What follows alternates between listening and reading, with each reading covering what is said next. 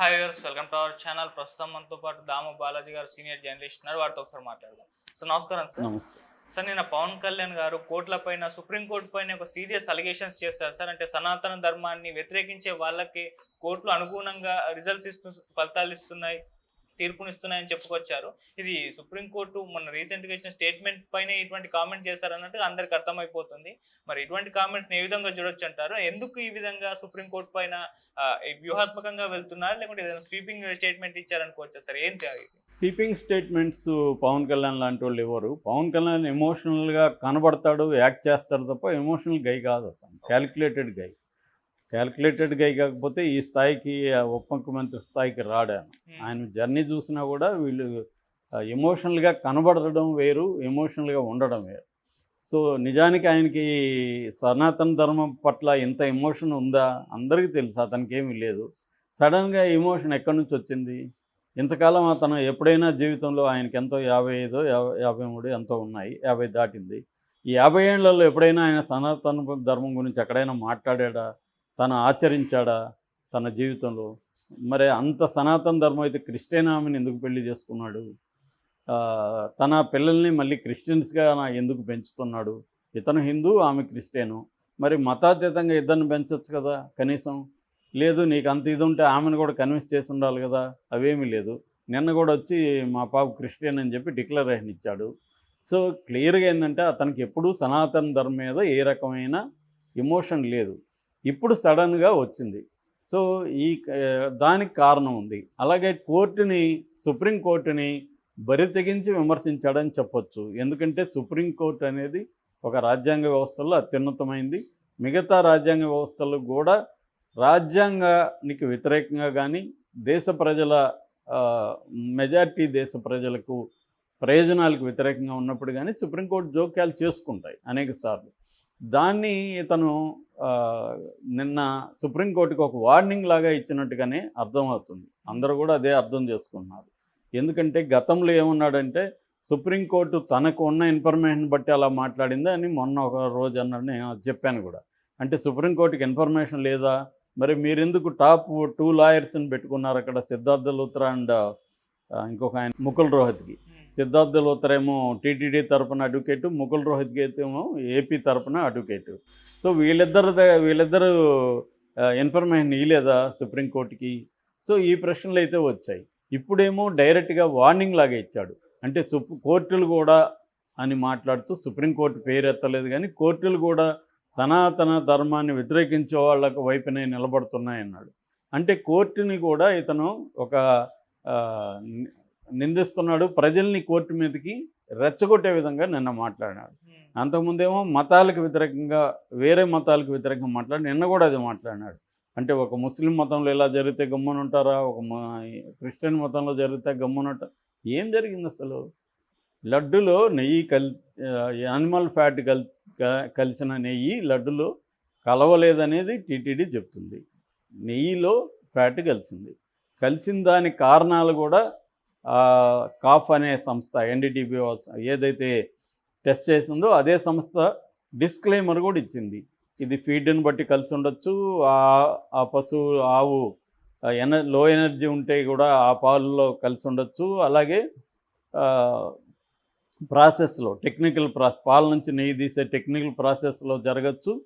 అన్నిటికంటే ఇది మేము ఇచ్చిన రిపోర్ట్ ఫాల్స్ కూడా కావచ్చు, ఫాల్స్ పాజిటివ్ కూడా కావచ్చు అనేది క్లియర్గా ఇస్తే ఇంతవరకు నిర్ధారణ కాలేదు. సుప్రీంకోర్టు ఓపెన్గానే నిర్ధారణ కాలేకుండా మీరు ఎలా మాట్లాడుతున్నారని అడిగింది. అయినా ఇతను మళ్ళీ కలిసిందని మాట్లాడుతున్నాడు. అంటే అర్థం ఏమిటి? కోర్టుని ధిక్కరించడమే కాకుండా కోర్టుకి వ్యతిరేకంగా హిందువులను రెచ్చగొట్టే విధంగా కూడా ఆయన స్పీచ్ నిన్న ఇస్తున్నాడు. దీని వెనక స్ట్రాటజీ ఏంటి, అతని ప్రయోజనాలు ఏమిటి అనేది మనం చూస్తే దీని వెనక చంద్రబాబు క్లియర్గా కనబడుతున్నాడు. ఎందుకంటే చంద్రబాబు లడ్డుని ఉపయోగించుకొని తన పరిపాలనలో 100 రోజుల పరిపాలనలో జరిగిన లోపాలు కావచ్చు, లేదు తాను ఇచ్చిన సూపర్ 6 హామీలు నెరవేర్చకపోవడం కావచ్చు, తర్వాత వరదల్లో తన ఫెయిల్యూరు, కేంద్రం నుంచి ఫండ్స్ తీసుకురావడంలో ఫెయిల్యూరు, తర్వాత మన ఉక్కు ఫ్యాక్టరీ విశాఖ ఉక్కు ప్రైవేట్ పరం అయిపోతుంది, 4200 మంది ఉద్యోగాలు పోయినాయి. అక్కడ వాళ్ళు తిరుగుబాటు చేసే అవకాశం ఉంది. ఇవన్నీ దృష్టిలో పెట్టుకొని చంద్రబాబు ఏంటంటే ఈ లడ్డుని డైవర్షన్కి ఉపయోగించుకోవడానికి తెచ్చాడు. అది సగటు రాజకీయ నాయకులు అందరూ చేసే పని డైవర్షన్. ఇక్కడ కూడా అదే నడుస్తుంది కదా తెలంగాణలో కూడా. సో అదే ఆయన కూడా చేశాడు. సో అయితే అది నేషనల్ వైడ్ ఇంటర్నేషనల్ వైడ్ వెళ్ళిపోవడం వల్ల ఆయనకి తీవ్ర వ్యతిరేకత వచ్చింది. రెండోది ఆయనే సిట్టు వేయడం పట్ల కూడా జనాలకు అర్థమైపోయింది. హిందూ సంఘాలకు కూడా ఇది ఈయన రాజకీయంగా ఉపయోగించుకుంటున్నాడు, హిందువుల మనోభావాలతో ఆడుకుంటున్నాడు చంద్రబాబు అన్న విషయం మన విశ్వ హిందూ పరిషత్ లాంటి వాళ్ళు కూడా చెప్పారు సంస్థలో. సో అట్లాగే నేషనల్ వైడ్గా కూడా సుప్రీంకోర్టు తర్వాత అయితే ఆ కామెంట్ల తర్వాత నేషనల్ వైడ్గా కూడా వీళ్ళిద్దరి మీద కామెంట్లు కార్టూన్లు కూడా వేశారు. సతీష్ ఆచార్య చంద్రబాబు మీద, ఇటు పవన్ కళ్యాణ్ మీద కామెంట్లు కార్టూన్ కూడా జోకే సెటైరికల్గా వేసి దాన్ని విపరీతంగా డిస్ట్రిబ్యూట్ చేశారు. ఇలాగే నేషనల్ వైడ్గా చంద్రబాబుకి లడ్డు విషయంలో వ్యతిరేకత వచ్చింది. దాంతో చంద్రబాబు మామూలుగా అయితే ఆయన సారీ చెప్పాలి, నేను ఇట్లా తొందరపడి కామెంట్స్ చేశాను నిరూపణ కాకముందే అని, కానీ ఆయన చెప్పలేదు. చెప్పకుండా ఏం చేస్తున్నాడంటే చంద్రబాబు ఇండైరెక్ట్గా సుప్రీంకోర్టుకు వ్యతిరేకంగా మాట్లాడిస్తూ ఉన్నాడు. ఒకటి, పురంధేశ్వరి కూడా ఒక రాజ్యాంగబద్ధంగా ఎన్నుకబడిన చీఫ్ మినిస్టర్ మాట్లాడకూడదని చెప్పే అధికారం కోర్టుకు ఉంటుందా అని ఆమె ట్విస్ట్ చేసి చెప్పింది. చంద్రబాబును మాట్లాడొద్దని కోర్టు ఎప్పుడు చెప్పలేదు సుప్రీంకోర్టు. ఒక లడ్డు విషయంలో కల్తీ జరగలేదని టీటీడీ చెప్తుంది, నువ్వు కల్తీ జరిగామని సీఎం ఎలా చెప్తాడు అనే ప్రశ్నించింది.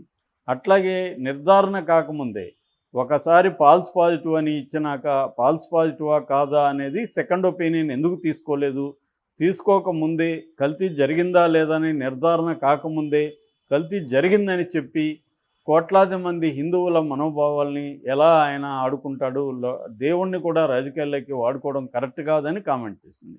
అందులో తప్పేం లేదు. అదే అందరూ అనేక మంది కూడా నాతో సహా మాట్లాడాం. సో దీనికి వ్యతిరేకంగా చంద్రబాబు ఏం చేస్తున్నాం అంటే ఇప్పుడు ఈరోజు తీర్పు ఇచ్చే అవకాశం కూడా ఉంది. దీని మీద నిర్ణయం జరగాలి, ఈరోజు పోస్ట్పోన్ అయింది. సో అందువల్ల ఖచ్చితంగా చంద్రబాబుకు వ్యతిరేకంగా ఉంటుంది. ఈయన వేసిన సిట్టుని అది సుప్రీంకోర్టు అంగీకరించదు, ఖచ్చితంగా వేరేది వేస్తారు. వేసినప్పుడు చంద్రబాబుకి అది ఇబ్బంది. దీన్ని మళ్ళీ డైవర్ట్ చేయడానికి సనాతన ధర్మం పేరుతో పవన్ కళ్యాణ్ని రంగంలోకి దించాడు చంద్రబాబు. దించిన తర్వాత పవన్ కళ్యాణ్ దగ్గర కూడా యాంటీగా మాట్లాడించడం కోర్టుకి, అంటే కోర్టే తప్పు మాదిగా తప్పు అనేది నిన్న పవన్ కళ్యాణ్ ఉద్దేశం. అంటే క్లియర్గా ఆయన కోర్టు ధిక్కారానికి పాల్పడ్డాడు. పవన్ కళ్యాణ్ ఉద్దేశం ఏమంటే కోర్టు ఆయనకు కూడా తెలుసు, ఇవన్నీ తెలియకుండా నీకు నాకంటే కూడా ఆయన తెలివైనోడు, ఆయనకు తెలియదని ఏం లేదు. వీళ్ళంతా రాజకీయ నాయకులు చాలామంది తెలిసే మాట్లాడతారు, మళ్ళీ పొరపాటు అయిందంటారు. రేవంత్ రెడ్డికి తెలీదా కవిత బెయిలు మోడీ ఇప్పించాడంటే కోర్టుకు కోపం వస్తుందని ఆయనకు తెలీదా? కోపం వస్తే ఒకసారి పడేద్దాం, ఏమవుతుంది, ఈ లోపల మన నెరేషన్ వెళ్ళిపోతుంది కదా జనాల్లో అనేది ఆయన ఉద్దేశం.